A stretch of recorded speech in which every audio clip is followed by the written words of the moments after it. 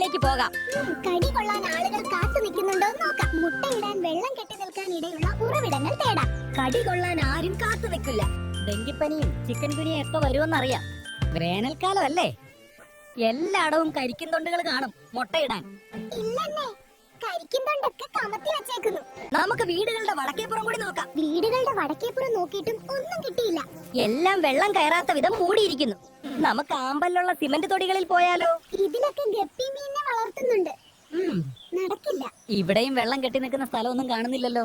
എല്ലാവരും നല്ല ജാഗ്രതയിലാണ്. ഇങ്ങനെ പോയാൽ മുട്ടയിടാൻ സ്ഥലമില്ല. പ്രിയ എഡിസേ, നമുക്കിനി തോട്ടങ്ങളിൽ ചെന്ന് രാപാർക്കാം. എന്തിന്?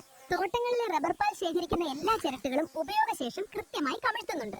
അവസാനത്തെ ആശ്രയമായി ആക്രി കടയിൽ പോയാൽ ആക്രി കടകളിൽ ഹെൽത്തി കേരള വിസിറ്റുമായി ബന്ധപ്പെട്ട് കൃത്യമായ പരിശോധനകളാണ് നടക്കുന്നത്. വേസ്റ്റ് എല്ലാം വെള്ളം കയറാത്ത വിധം സുരക്ഷിതമായി സൂക്ഷിക്കുന്നുണ്ട്. 7 ദിനങ്ങൾ കൊണ്ട് മുട്ട വിരിയുമെന്നുള്ളത് കൊണ്ടാ. വെള്ളിയാഴ്ച സ്കൂളില്, ശനിയാഴ്ച സ്ഥാപനങ്ങളില്, ഞായറാഴ്ച വീടുകളില്, ആഴ്ചയിൽ ഒരിക്കൽ ഉറവിട നശീകരണം. കടുത്ത വേനലാണ്. ഈ വൈശാലിയിലെ പയ്യൻ വന്നാലും മഴ വരുമോന്നറിയില്ല. എന്നാലും മഴ വരുമ്പോ വെള്ളം വീണ് മുട്ട വിരിയണമെങ്കിൽ മുട്ടയിടാൻ ഇടം വേണ്ടേ? മുട്ടയിടാനുള്ള ഒരു ഉറവിടങ്ങളും നമുക്ക് കിട്ടിയില്ലെങ്കിൽ നമ്മൾ എന്ത് ചെയ്യും? പ്രത്യേകിച്ച് ഒന്നും ചെയ്യാനില്ല.